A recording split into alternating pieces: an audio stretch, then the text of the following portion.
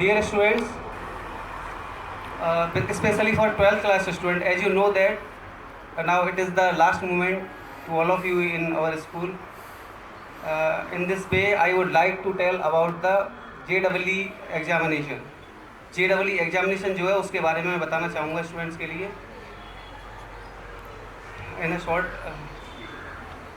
So in the JEE examination, approximately 12 lakh students appears.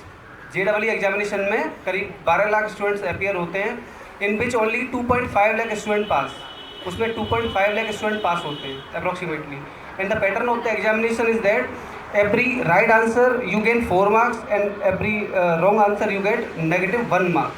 1 marks negative होते हैं उसमें.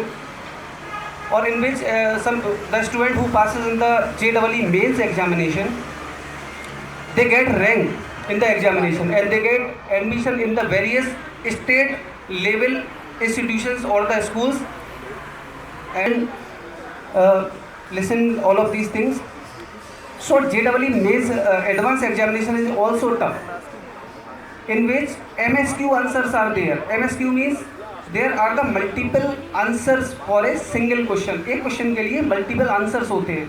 You have to give multiple answers. आप लोगों ने अभी तक MCQ देखे होंगे, सिंगल आंसर दिया होगा, but there are the multiple answer type question where you have to take 2 answers 3 answers for a single question, where the negative marking is also there for that type of answer.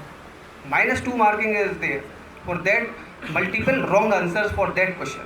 And some numerical answer type questions are also there, in which you have to write the answer in the numerical way.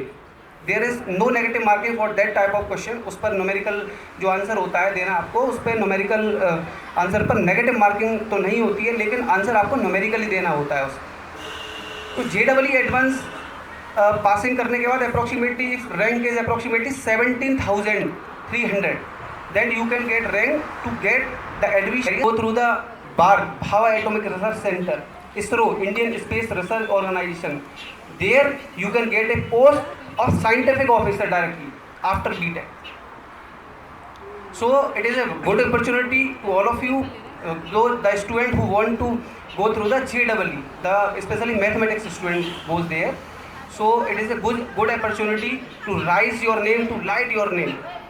अपना नाम रोशन करने की, अपने परिवार का नाम रोशन करने की बहुत अच्छी अपॉर्चुनिटी होती है. कि साइंटिफिक ऑफिसर बनना एक बहुत बड़ी बात होती है. You have heard about the various scientist in our life. हम लोगों ने अपनी लाइफ में साइंटिस्ट का नाम पढ़ा होगा, बहुत सारे साइंटिस्ट के बारे में जानते भी हैं. सो दो scientist having a good quality and the good qualification, उनके पास डिग्री भी होती है. After that they can join there. ठीक है. और आप लोग स्टडी के लिए बहुत ज़्यादा अच्छी तरह से स्टडी करिए, मन लगाकर पढ़ाई करिए. Because if you want to go in a particular area the things become harder and harder. चीज़ें धीरे धीरे कठिन होना शुरू हो जाती हैं at the graduation level, at the engineering level.